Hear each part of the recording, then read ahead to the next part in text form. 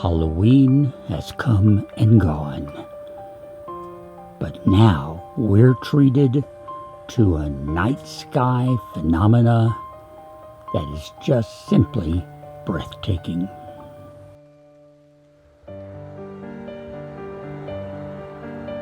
I'm not really equipped for nighttime photography, but this is the last supermoon of the year. So I thought I'd try to get a shot of Luna in her closest approach to Mother Earth that's, well, humanly or non-humanly possible, as far as I know. She is beautiful.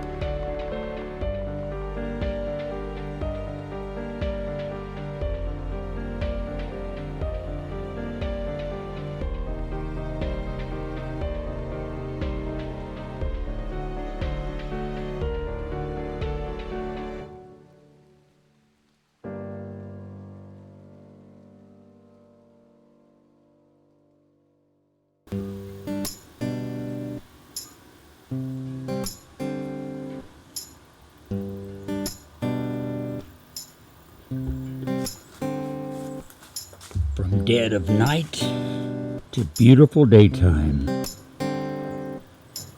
And the leaves are starting to change.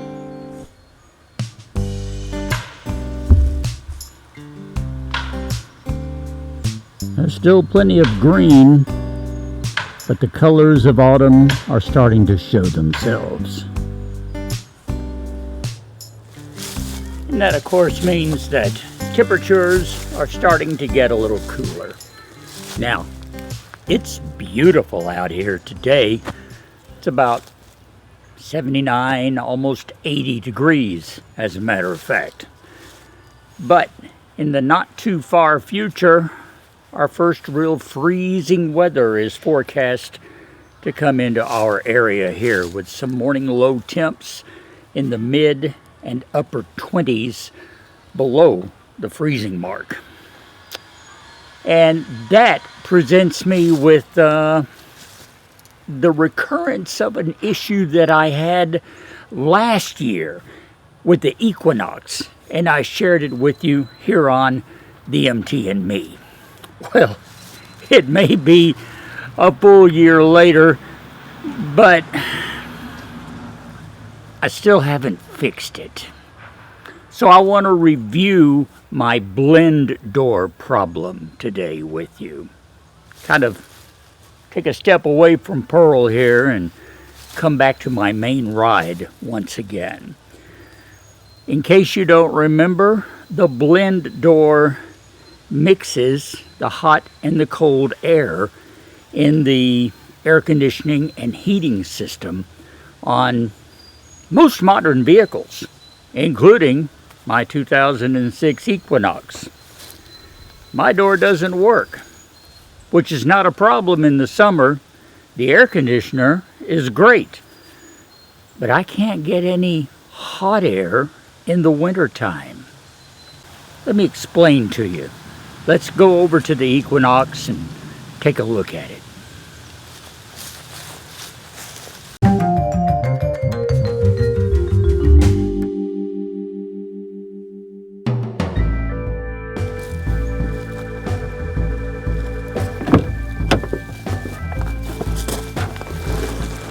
Now, here's the deal. Where we're trying to work is way under here. I mean, way under here. Like, I can barely get my hand to the point that I'm trying to work on, much less get tools or anything else there. It's going to be tough to get a camera down there, but we're going to try. Now, I have to warn you, the view isn't going to get much better than this. First of all, we're looking right under, well, what would be the glove box would be sitting right here. This is beside the center console of the Equinox, okay? So this is underneath the passenger side. These vents would blow heat out on the floorboard if we could get any heat. This item right here that's dangling is the servo control motor to control the blend door, which regulates the heat and cool air flow in this system right here. This motor's fine. No problem with it. It works like it should. The problem is the part that this little gear assembly, the shaft, connects to. That would be the end of the blend door. Way up in here, area that I cannot show you because I just can't get a camera up in there. But that blend door has a tendency on this model car to break. This little motor produces just a little bit more torque than the shaft on the blend door can take. And if you go to one extreme or the other and hold it there for too long, it can snap the shaft, and your blend door suddenly becomes inoperative. As you can plainly see, this is not going to be a fun job, if it's one we can do at all. Let me tell you a little bit more about that blend door, okay? First of all, you saw the location. The heater is basically at the bottom of the dash assembly, right against the firewall of the car. There's the center console, the dashboard, and there is the heater. So to get to it, you literally have to take the entire dashboard out. Yeah, all of it. And that, as you might expect, is a very long and arduous process. And expensive if you pay someone else to do it. Now, here's a cross-section of what's inside that heater area. You see the air mix control servo motor? Well, that's where the problem is. That's that little motor that I was holding in my hand and showing you that attaches to the blend control vent. Here's a different angle. The blend door goes between the points that are indicated by the yellow lines, so you can see exactly where it is, which basically is right in the middle of the entire heating and air conditioning system. It literally flips between the air conditioning coils and the heater coils. When the door is down, air will pass through the air conditioning coils and into the cabin of the vehicle. When the door is up, that same air is directed through the heater coils.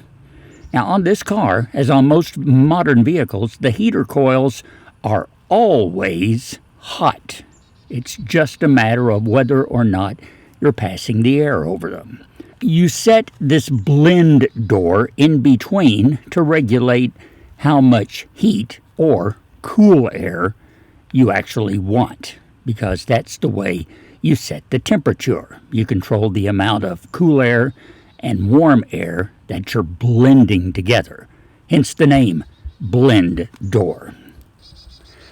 As I mentioned earlier, the shaft on the end of the blend door twisted off. So the servo control motor cannot move the door anymore. With nothing to hold it in place, the blend door drops down.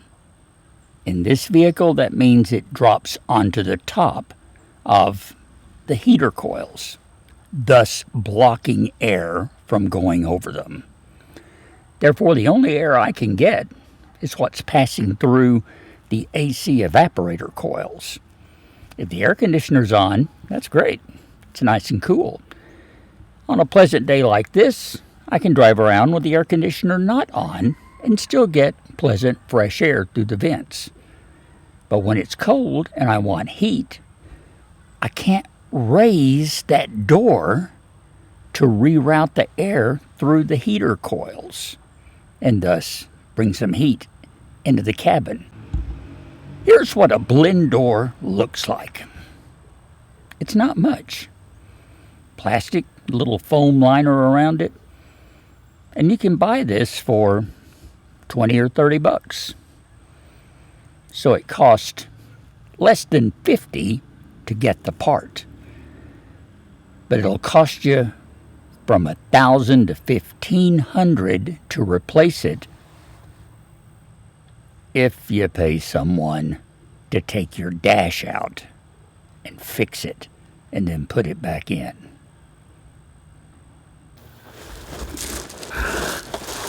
So, you can see my dilemma here.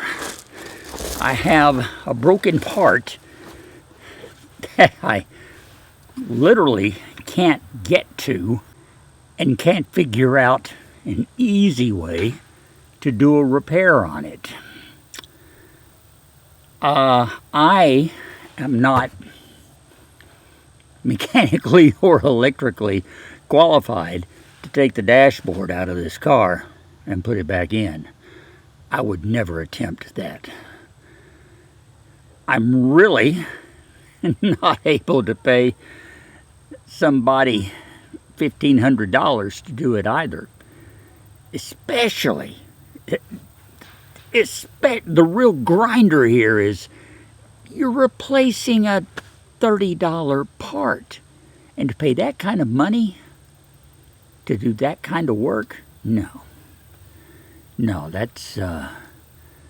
this was not the greatest engineering moment for General Motors when they came up with this design. And let me point out quickly that the Equinox and the Pontiac Torrent, which is the same car, are not the only ones that have this problem. There's a whole series of early to maybe early mid 2000 vehicles that have the same or similar problems. And it's just the fact that as the car designs developed and construction processes took over, one of the common things was that the heat and air systems kind of got buried down there against the firewall, and everything else got piled in on top of them. Well, that's great until you have a problem. And then you start to see, maybe we should have thought about accessibility on some of that stuff. But it's a little late and a little too far down the road for that.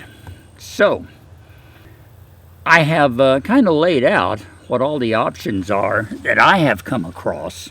You have, one, tear the dash out, fix it properly, and put it all back together.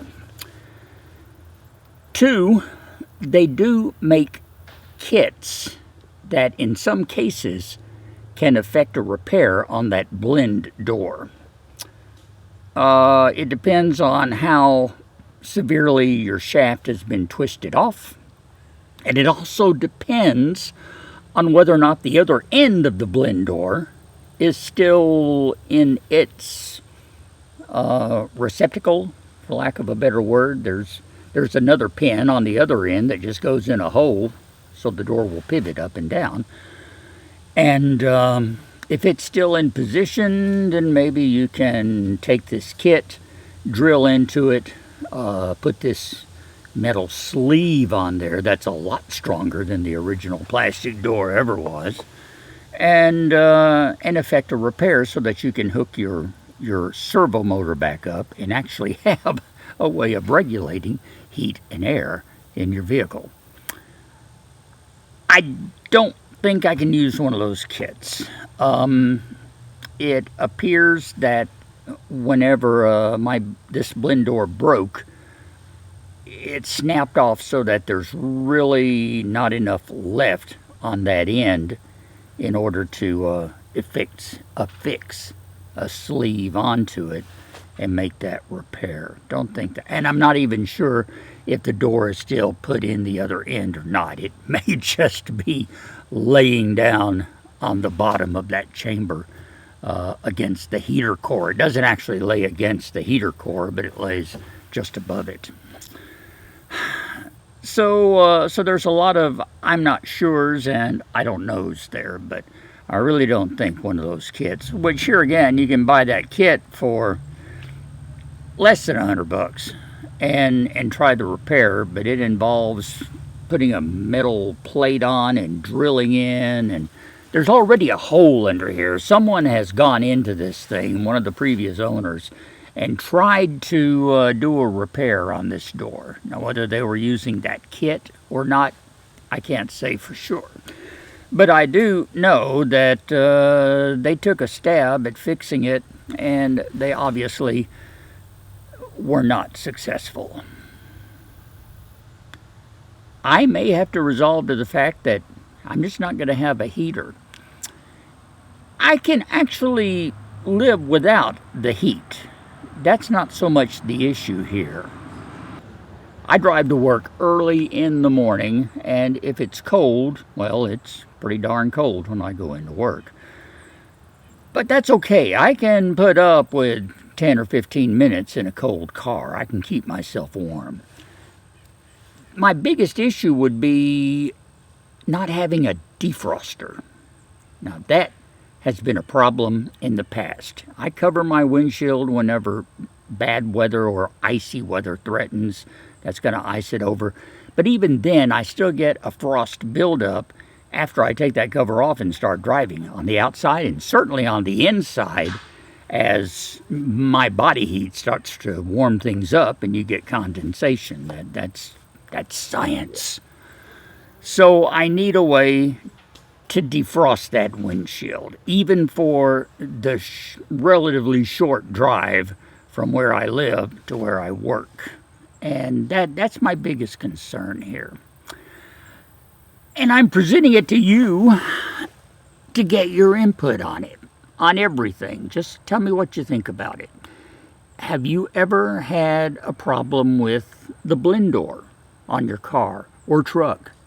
If you have a Chevy Silverado truck, I understand it's been a very big problem on them as well over the years. So, have you ever had that issue? And if so, how did you deal with it? Did you pay the money to take the dash out and fix it? Did you buy that little kit and make that work? Or are you just living with no heat? So let me know how you have dealt with it, okay? Give me some input. Give me some information here. I'm picking you for ideas. How can I get in there and maybe access that blend door and do something with it? I've seen a couple of YouTube videos where guys manage to get in there and move their blend door and, say, prop it up during the winter time so that they got hot air, and then just let it fall down in the summer when it's cold air. Well, that would work. It's not ideal because down here we can go from 80 degrees to 20 degrees in the course of a week, and that'll happen several times over the course of a winter. So I'd like a way to adjust it, even if I have to reach under there with my hand and do it. I don't care if the servo motor works or not. So I'm picking your brain for some ideas here before I have to deal with some weather much colder than today. All right. Let me know what you think. Give me some feedback, some ideas, and I, as always, will appreciate it very much. In the meantime, I'll keep sticking my nose into what to do about a broken blend door.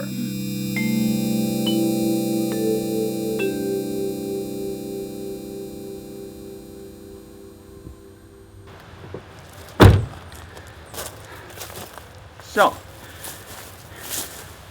that's going to be it for this week here on the MT and me. I know we didn't do much for the MT. Pearl's still sitting there patiently waiting for my attention, especially on that back tire.